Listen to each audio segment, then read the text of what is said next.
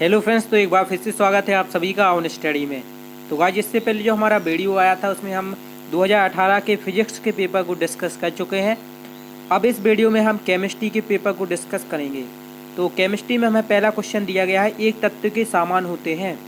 तो कोई भी तत्व हो उसके भौतिक गुण समान होते हैं जबकि उसके रासायनिक गुण भिन्न होते हैं। ये आप क्लास 11th में पढ़ेंगे।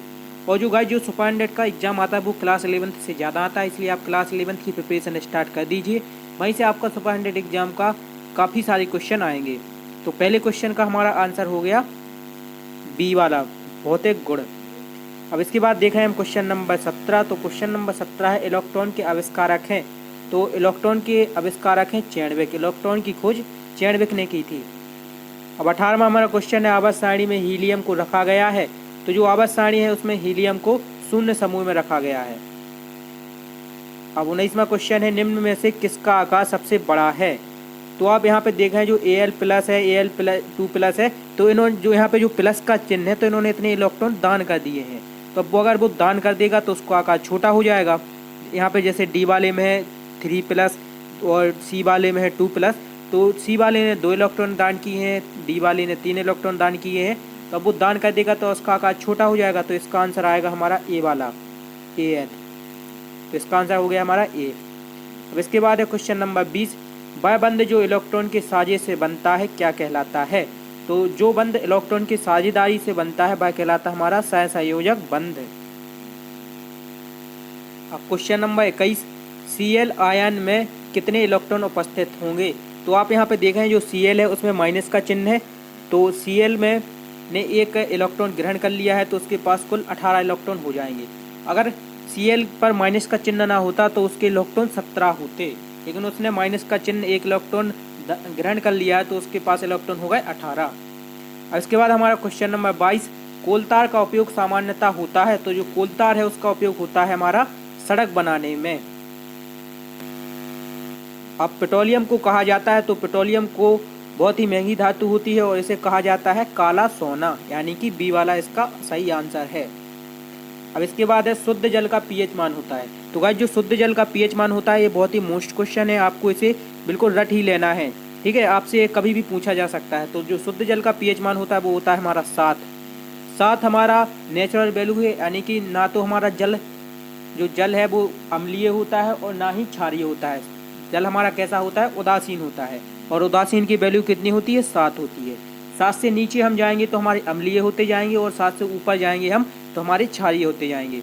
अब इसके बाद हमारा क्वेश्चन नंबर 25वां, साम्यावस्था पर N2 + 3H2। यहाँ पे है साम्यावस्था का ये चिन्ह, जो 2 एरो हैं ये साम्यावस्था का चिन्ह कहलाते हैं। फिर उसके बाद है 2NH3 + 22 कैलोरी में अमोनिया का निर्माण बढ़ जाता है। तो जो कोई भी रासायनिक क्रिया में अगर ताप बढ़ा दिया जाए तो रासायनिक क्रिया की दर भी बढ़ जाती है। तो इसका आंसर आएगा हमारा बी वाला, ताप बढ़ाने पर। अब इसके बाद question number 26, plaster of Paris का रासायनिक सूत्र है। तो ये आप 10वीं में पढ़ चुके हैं और इसका आंसर है हमारा CaS4 1/2H2O। तो इसका आंसर हो जाएगा हमारा बी वाला। अब इसके बाद है क्वेश्चन नंबर 27, सामान्य ताप पर कौन सा धातु द्रव है।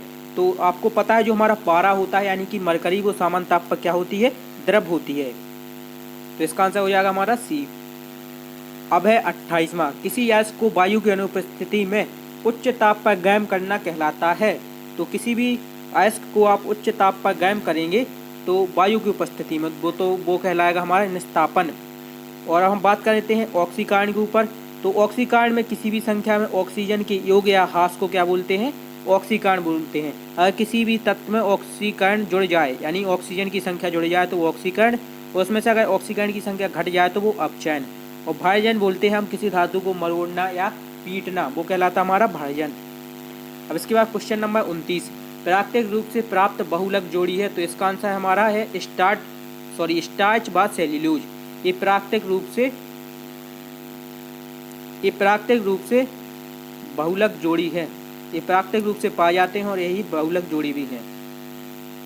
अब इसके बाद है हमारा क्वेश्चन नंबर 30वां, HCOOH का IUPAC नाम है। तो इसका नाम है हमारा मेथेनोइक अम्ल।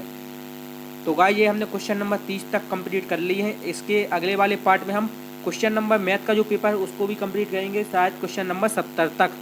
तो गाइज जो हम अभी प्रीवियस पेपर पढ़ रहे हैं इनसे पेपर का हमें अंदाज़ा हो जाता है और पेपर में हमारी काफ़ी ज़्यादा हेल्प होती है, इसलिए प्रीवियस पेपर को आप अच्छी तरह से पढ़ लें।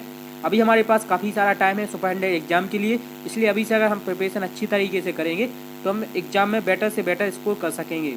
तो गाइज अभी से आप अपनी प्रिपरेशन करते जाएं। इन क्वेश्चन को आप एक बार वीडियो को रिवर्स करके फिर से देखें, क्वेश्चन को याद कर लें, ये आपको एग्जाम में बहुत ही अच्छे मार्क्स दिलाएंगे।